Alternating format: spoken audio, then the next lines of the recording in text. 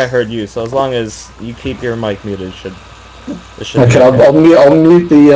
I'll just mute the computer that I was listening to that on. There we go. That's now not going to feedback.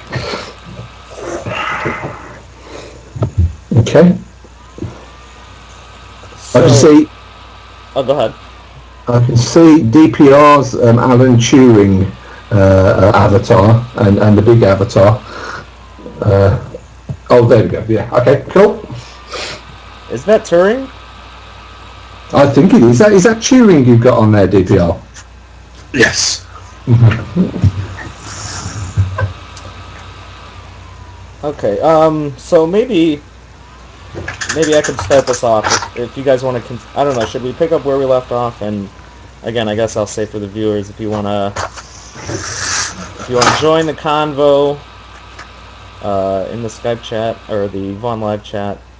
Who is it that sounds as if they're doing dental work in the background? It says that then you've got a model train set that's doing the rounds. Yeah, there's like a fan going. Oh fuck! Can you hear that? It's just my computer fan. Oh great. Is that really loud?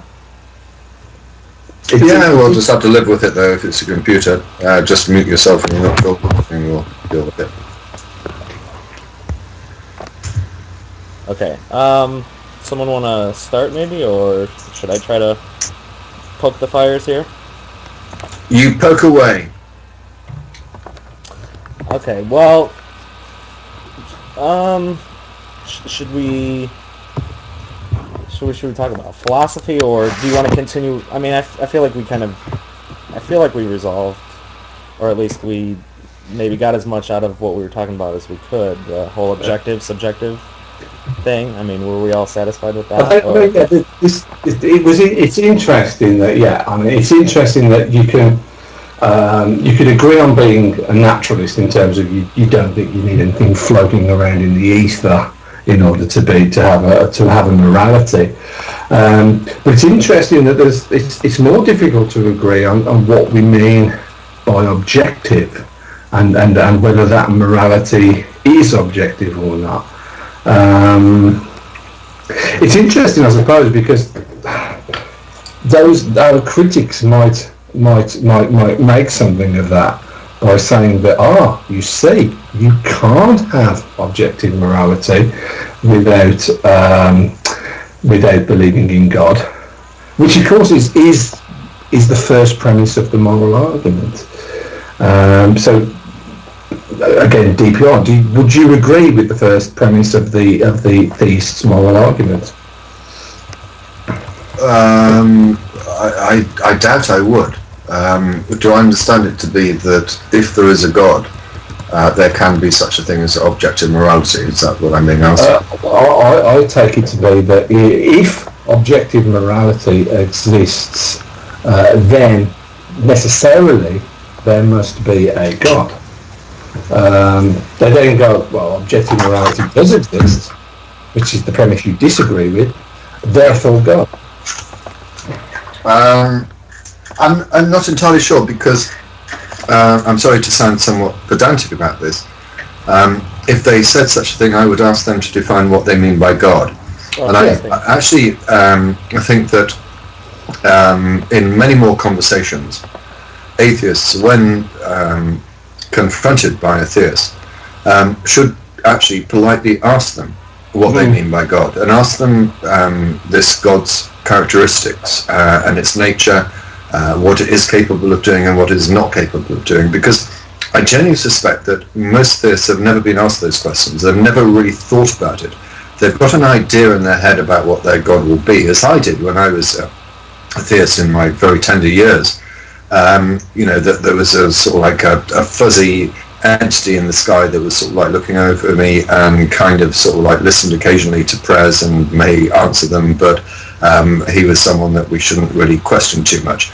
But if I'd been asked at that age anything more specific than that, I would not have been able to have an answer. And I suspect most theists will not have an answer, and they will avoid the question. I know I'm kind of avoiding your question by saying what I've just said, but I wish more theists were actually pinned down on what they actually mean when they talk about a God. And then it would be very helpful, and then we could move on from there. So, to answer your question in brief, I don't know whether I accept the first proposition or a premise or not, because I don't understand what is being said by God. Well, I suppose if I was to sort of try and advocate a position that I find usual, well, I say I find usual. My discourse with theists, I talk to a lot of liberal Christians. I talk to a lot of Christians who are very unlike those who tend to pop up on YouTube, or the majority of those who tend to pop up on YouTube.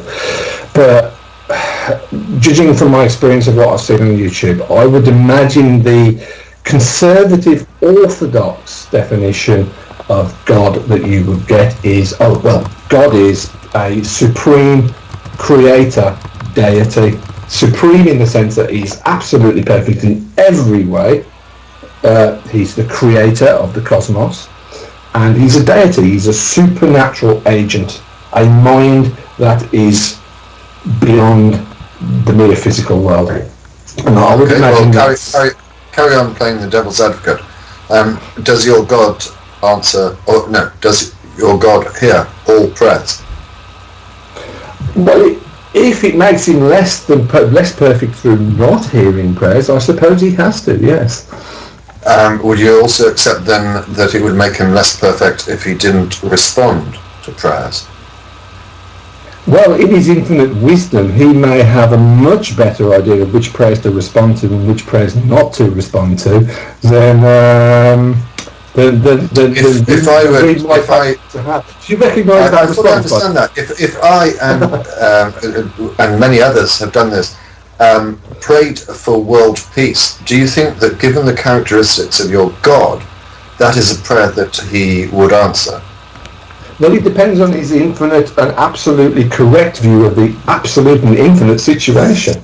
This conversation's over. I mean, this is what happens if you actually question people about their God. They are faced with issues that they probably have not had to face before, and the dilemma of evil in the world is one which I think that they still, despite the best efforts of some Christian philosophers, they still struggle with. They can't explain it, and of course it cannot be explained because there isn't a God in the first place. So, the world makes much more sense if there is no God than if there is one. As Laplace said, I think it was, I have no need for that hypothesis. There certainly seems to be, we certainly seem to be able to do quite well, without postulating the existence of God. We don't know everything. But then, another great question to ask as well, going back to the first premise, is of course which God? And you ask a Christian, how come you know that you got it right? And the Muslim that approached me the other day and told me about Allah, he's got it wrong. And the answers to that question are always actually fantastically banal.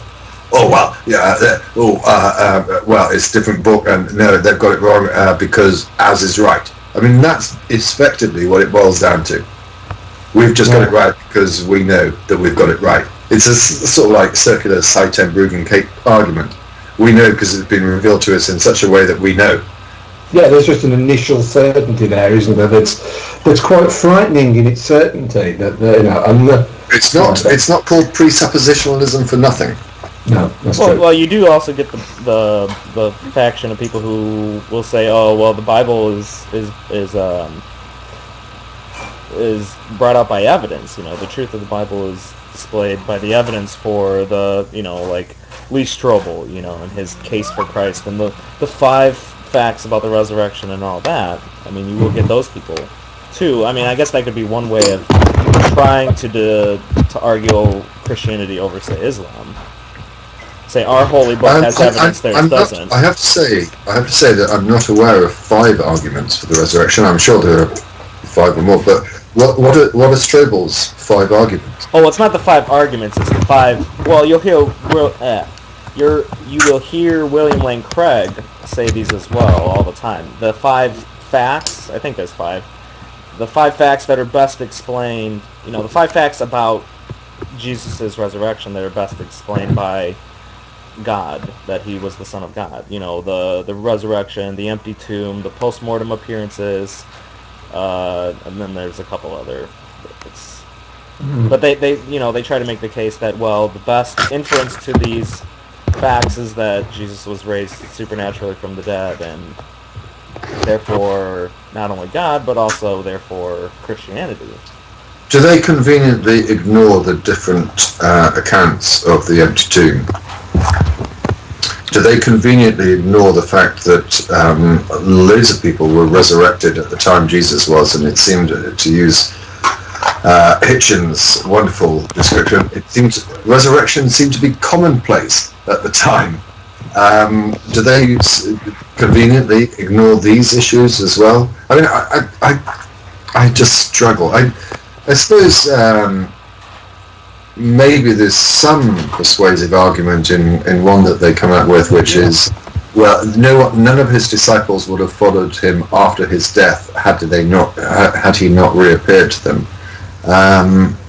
Yeah, that's probably the most persuasive one they've got. But well, what I think is interesting about these theistic arguments is that I don't think they're really meant to say convert atheists to believing in God, because I mean, aside from the handful of examples like Lee Strobel, apparently, who says, oh, I was an atheist and I just looked at the evidence and then I became a Christian or a believer in God even, I mean, the people who actually claim that, given I'm gonna take them at their word, I think are very few and far between. So I think the real goal of these theistic arguments, so in other words, aren't to convert people.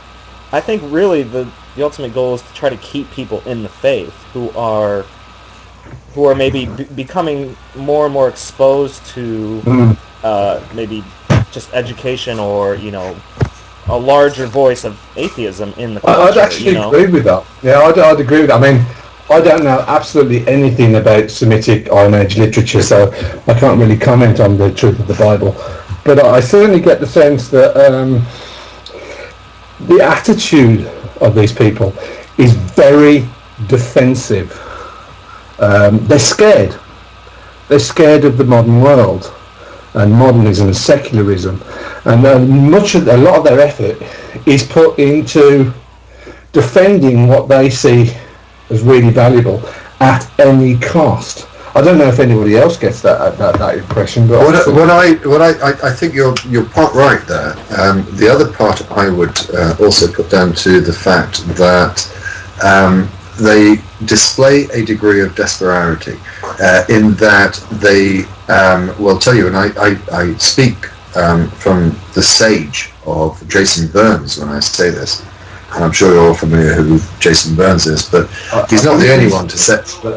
He's not the only one to say it. Basically, you have to accept the Holy Ghost into your mind and into your body in order to understand the Bible.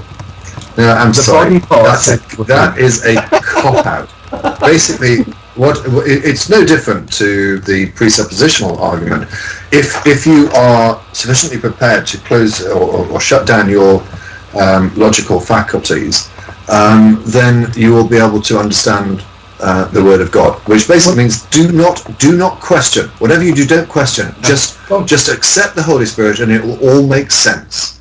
We're back to the first premise. He clearly is therefore asserting that without God or the Holy Spirit or the Holy Ghost, but in substance God, then you can't be saved because you have no morality or no objective morality. He's clearly asserting something along those lines, and perhaps, and this is where I'd make a little plea for philosophy, is that if you're familiar with that premise and you're familiar with the formal operator of what that premise is, it's a conditional.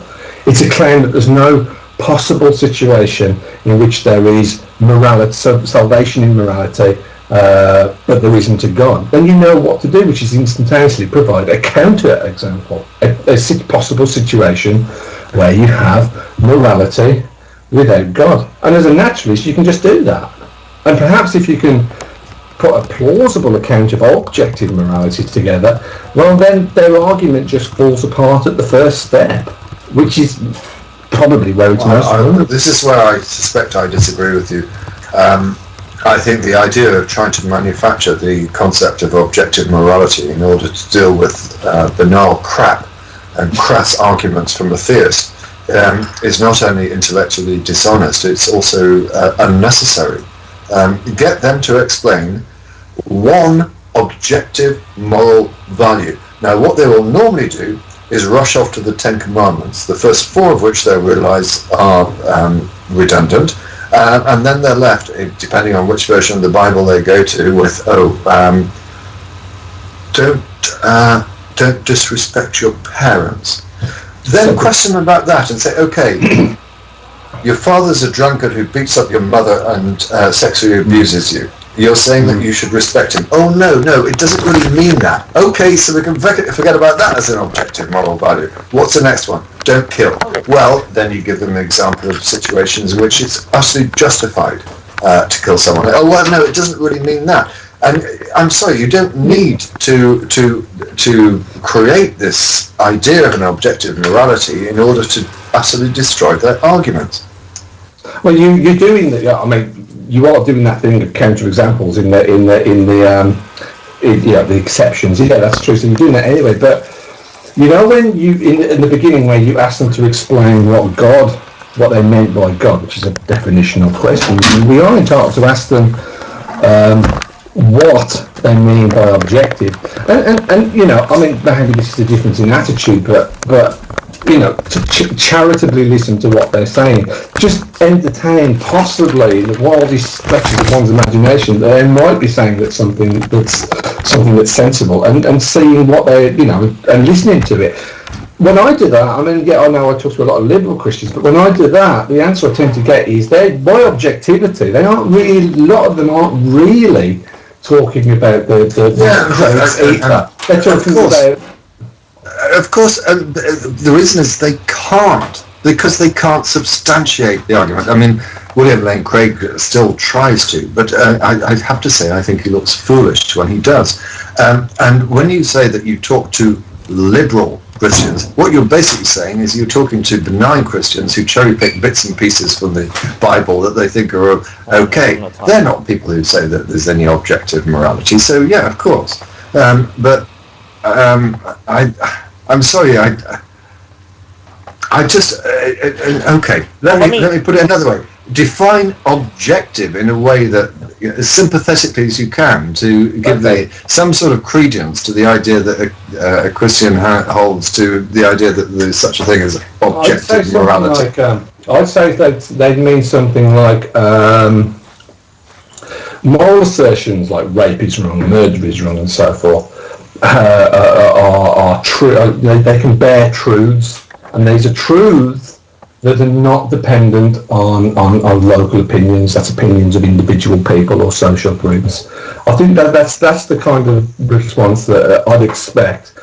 You know, that the murder is wrong is a true statement, and its truth, I forget this right, doesn't depend on the local opinions of individuals or societies. Well, unfortunately it does, because if you'd use the King James Bible, you'd say "do not kill," but you're using a later evolved version of the Bible which says "do not murder," and the situation with murder is murder, and what differentiates between killing and murder is what society accepts.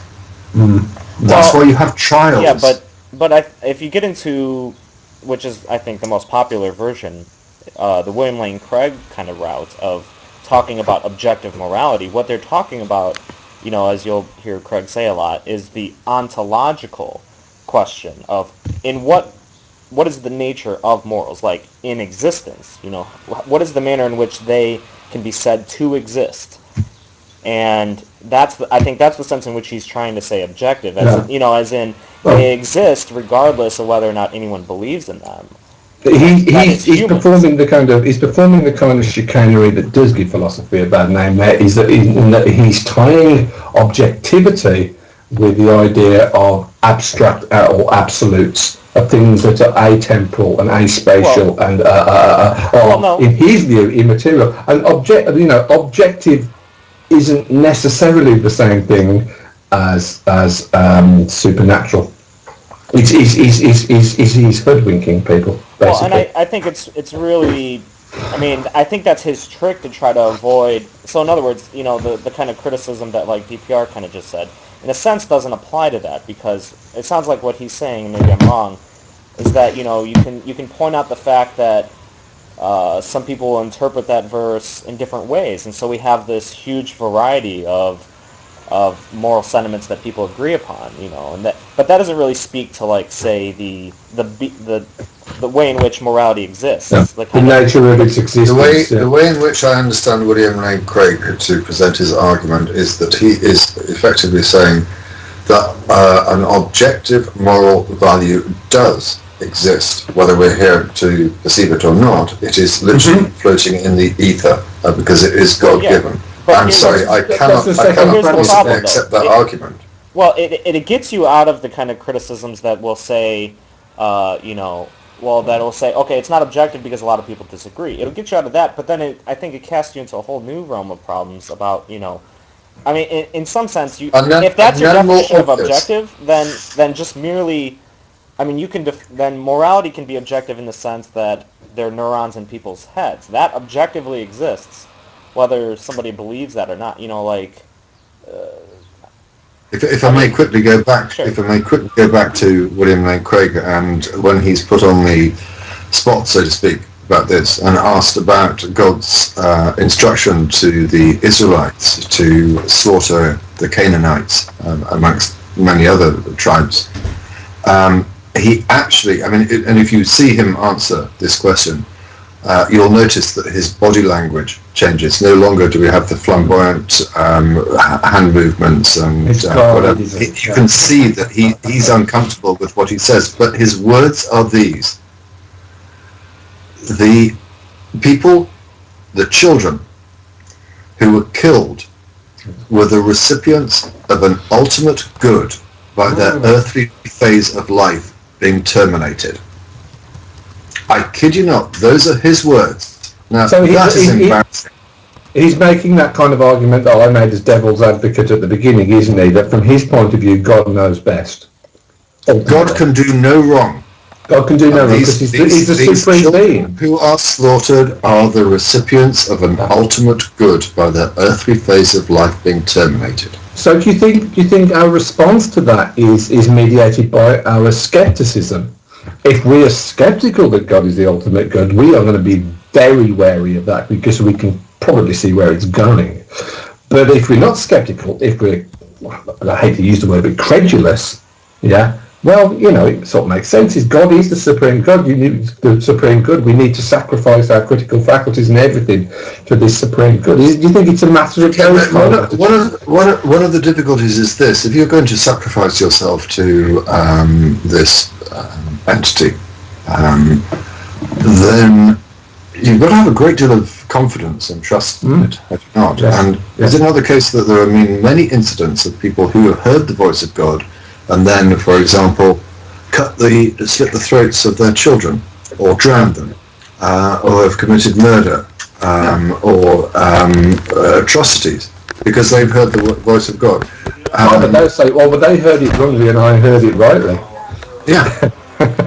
And how, no, that's a good point. How am I, as an independent, objective observer, going to determine who has got the right message from their deity? There is no way of testing that. Well, it's certainly a problem, and it's certainly something that we're skeptics. We deserve some kind of answer, isn't it? I believe so. It's better we haven't got an actual theist to argue that point, because it's certainly, from my point of view as a philosopher, something that crops up a lot is the unreliability of our intuitions and things that are revealed to us in the first person, often with a great deal of certainty, and if we're not critical of how our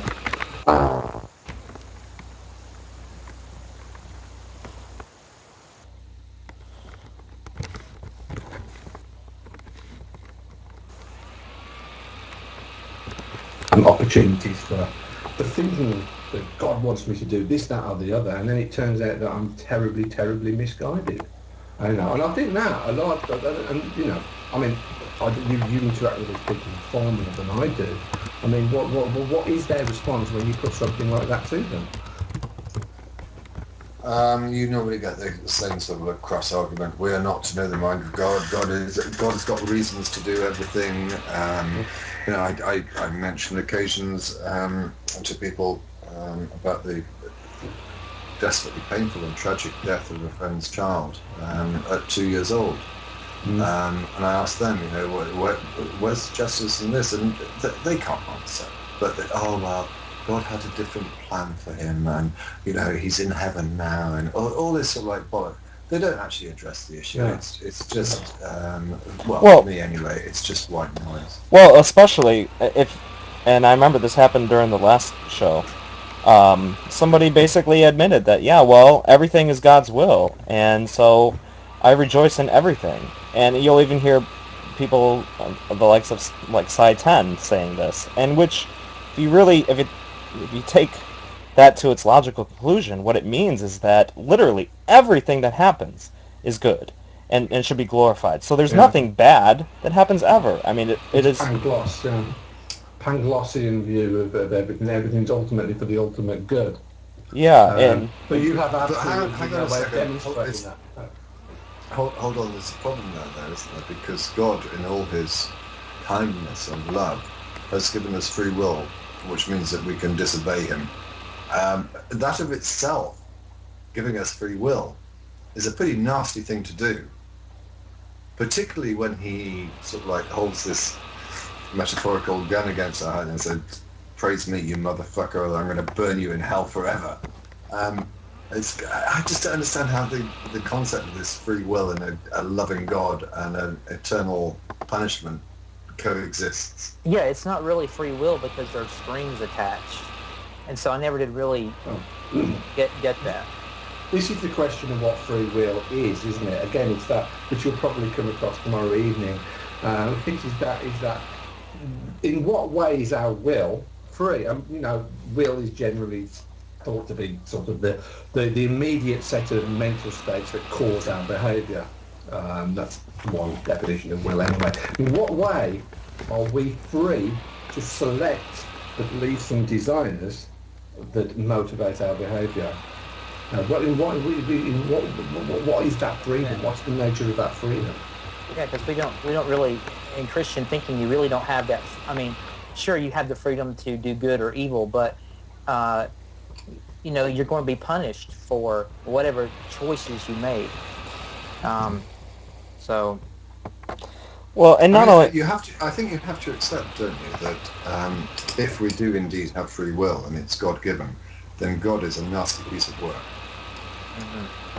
Well, and the weird thing about that is I don't know if we really want to get into free will, because we are going to do that tomorrow, but it all seems to come back to this argument that try to refutes materialism, as if that's the only framework in which it is deterministic, or otherwise. I mean, it's as if they think somehow by refuting materialism you get free will, which I mean, and it just. You could have, this guy Johann Ratz who advocates idealism. That's exactly what he does, and it's deterministic idealism, or you could have deterministic neutral monism. Exactly. Physicalism is not synonymous with determinism. So they're not mutually exclusive in any way, and just as you said, even if things are immaterial, I mean, that doesn't show that things don't necessarily follow from prior causes. That things aren't completely determined by prior causes. So what kind of license from the theist? I notice I'm talking to two other people now. Have we gained another caller? Oh, we have SirStrife and Godless Glen and. Okay, Yeah. but I wonder what kind of license the existence of God is supposed to introduce to the universe, regardless of its ultimate substance. We can bracket the discussion of physicalism versus idealism of blah blah blah. Just the existence of God, as he is thought of by the Christians, as we were discussing earlier, as this supreme creator deity. What kind of freedom does that is it supposed to put into the universe? Well, yeah, and if you take the example of Calvinists, I mean, there's a denomination that flat out, as far as I understand, just flat out denies we have free will. You Oh know, yeah, absolutely. we are divinely elected to either enter heaven or not, and everything's predetermined. We're just God's plaything. I mean, C.S. Lewis called Calvinism a form of devil. C.S. Lewis called Calvinism a form of devil worship.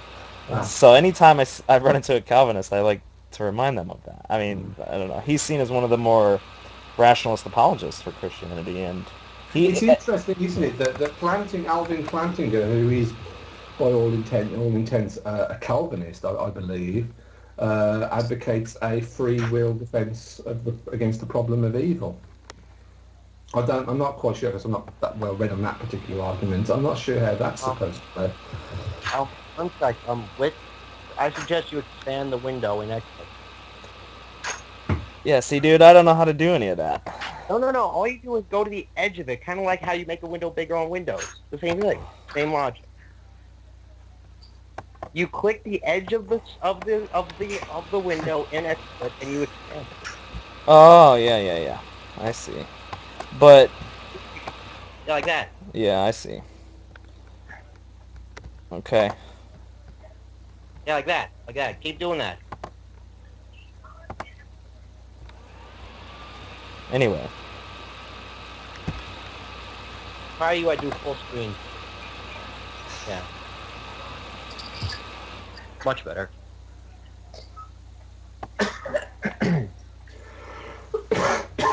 I mean, maybe not to get too far ahead, but again, I think the best method, and again, I have to obviously state my bias here, or if bias, whether or not it's a bias, but I obviously take the route of like Wittgenstein, who said, when it comes to these issues, just look at the use, so things like free will, I think ultimately when people, especially like theists, I shouldn't even say them, but like I think the core problem is even trying to give a coherent